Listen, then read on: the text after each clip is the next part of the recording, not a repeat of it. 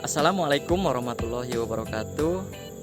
Apakah Anda sudah termasuk ke dalam calon bantuan subsidi upah atau BSU? Ataukah Anda sudah mencairkan dana BSU tersebut? Nah, ternyata ada beberapa cerita di balik penerimaan BSU, terutama dalam masalah pencairan.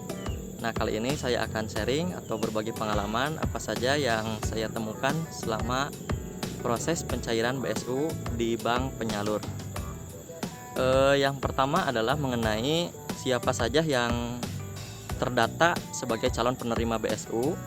Saya cerita di sekolah kami, ini ada beberapa orang yang mendapatkan dana BSU, tapi ada juga yang tidak atau belum tercantum sebagai penerima BSU. Nah, asumsi saya bahwa yang mendapatkan BSU ini adalah guru yang memang sudah terdata di Dapodiknya sebelum tahun 2018. Kenapa? Karena dari tahun itu dari guru yang TMT-nya di bawah 2018 itu semuanya sudah mendapatkan BSU. Sedangkan guru-guru yang baru didaftarkan di tahun 2020 ini tidak atau belum termasuk ke dalam calon penerima BSU. Nah, terus yang kedua adalah mekanisme pencairan.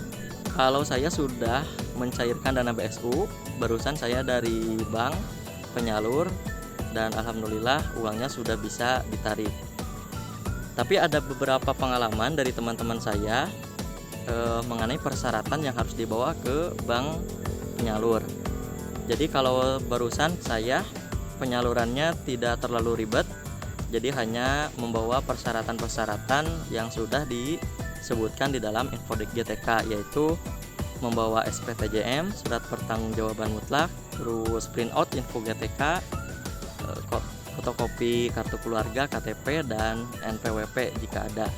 Nah, pada bank penyalur yang barusan saya mencairkan dana BSU tidak terdapat kendala.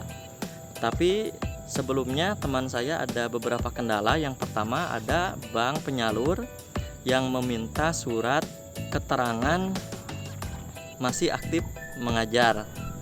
Nah, dia menelpon kepada saya ketika itu dia posisinya berada di bank. Dia menelpon bahwa harus ada surat keterangan aktif mengajar. Nah, waktu itu juga saya meminta telepon langsung kepada teller bank tersebut. Kenapa? Karena asumsi saya apabila bank itu meminta surat keterangan aktif mengajar, seharusnya tidak perlu. Kenapa? Karena di info GTK itu merupakan salah satu bukti bahwa guru tersebut masih aktif mengajar. Kenapa? Karena ada beberapa guru di sekolah saya yang terdata menerima bantuan BSU, tapi guru tersebut sudah tidak aktif. Nah, maka dia tidak bisa login di info GTK. Nah, untuk itu maka info GTK ini sudah lebih daripada surat keterangan aktif mengajar. Terus teman saya yang lain dia tidak dipinta surat keterangan mengajar, tapi disuruh membawa fotokopi ijazah. Nah, ini juga entah kebijakannya seperti apa, saya kurang tahu, tapi itulah adanya. Terus juga saya dengar cerita dari beberapa teman bahwa ada beberapa guru yang tidak bisa dicairkan dana BSU-nya terkait dengan NUPTK yang tidak valid atau guru tersebut belum memiliki NUPTK. Nah, jika memang NUPTK ini menjadi permasalahan, saya yakin akan banyak PTK yang tidak jadi mendapatkan bantuan subsidi upah tersebut. Padahal sudah jelas SK-nya sudah ada dan nomor rekeningnya sudah ada. Nah, dalam hal ini saya sarankan apabila ada bank penyalur yang meminta NUPTK atau meminta guru tersebut harus sudah mempunyai NUPTK, sebaiknya Anda pindah bank saja. Kenapa? Karena sebetulnya kebijakan mengenai NUPTK itu berada di ranah Kementerian Pendidikan dan Kebudayaan. Jadi bank itu tidak ada kapasitas untuk menanyakan NUPTK. Nah, itulah beberapa cerita mengenai pencairan BSU.